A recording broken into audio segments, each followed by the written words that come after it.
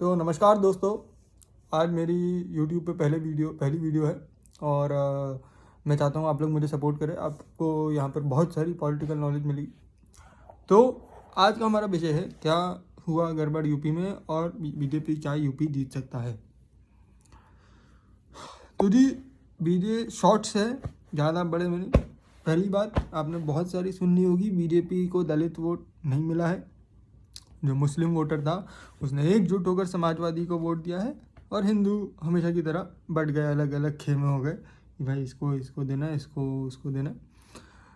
Similarly जो दलित voter है उसने मायावती को वोट किया है 40% लगभग, और बीजेपी को भी 40 से 50, बाकी 10-15 उधर चला गया।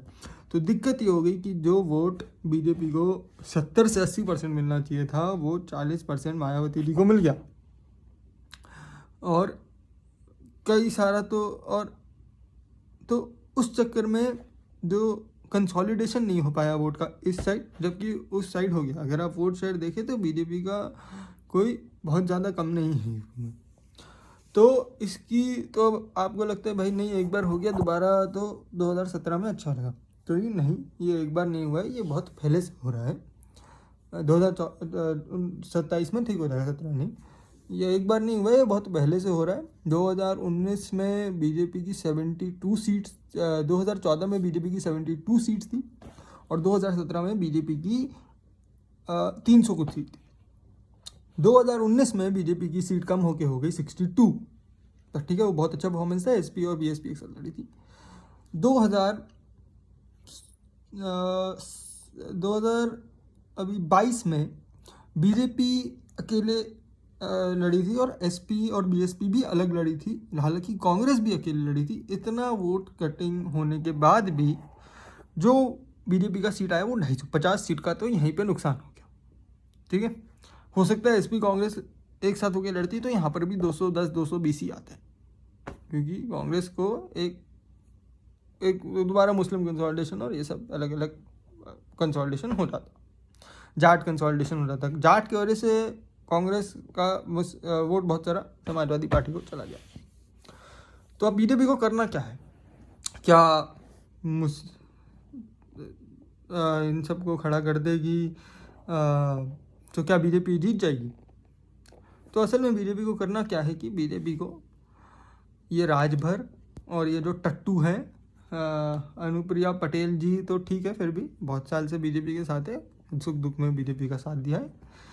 राजभर, टट्टू, जयंत चौधरी किसी काम का नहीं है, जिस पार्टी में आता है उसी को डुबा डालता है। फिर भी जयंत चौधरी को एक बार आपको ठीक है लेना है ले लीजिए, आपने उसको मिनिस्ट्री भी दी है ऑफ स्टेट, तो आप हो सकता है उसे ले ले। राजभर को धक्के मार के, मुंह पे थप्पड़ मार के बाहर निकालिए, वो आपके किसी काम का नहीं है। उसका खुद का बेटा चुनाव हार गया।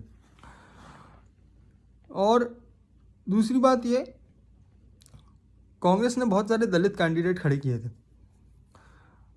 समाजवादी पार्टी ने भी किए थे। तो आपको क्या लगता है, आप दलित खड़े कर देंगे आपको वोट मिल जाएंगे? ऐसा नहीं होगा।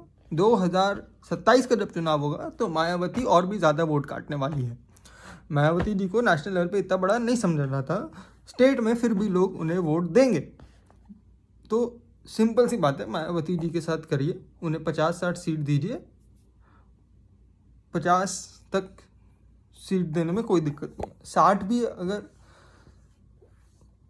60 नहीं 50 तक आई वुड से उन्हें अटकाइए। 50 में 50 बहुत अच्छी सीट है। 50 में अगर वो आपके साथ लड़ेंगी तो वो उसमें 30-35 जीतने की हिम्मत रखती है।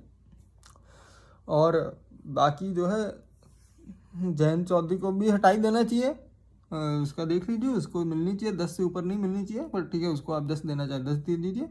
और जो अनुप्रिया पटेल जी है उनको भी जितना आप दे दें, तो सब मिला के 70 सीट आप एलाइंस को दे दें, तो 330 पे आप खुद लड़ सकते हैं। अब अगर आपका इतना मजबूत गठबंधन हो तो 330 में से भी आप क्षमता रखते हैं कि आप 260-270 जीते, जो कि बहुत अच्छा है। तो आप ये करिए और इस तरह से यूपी का हल हो सकता है। धन्यवाद।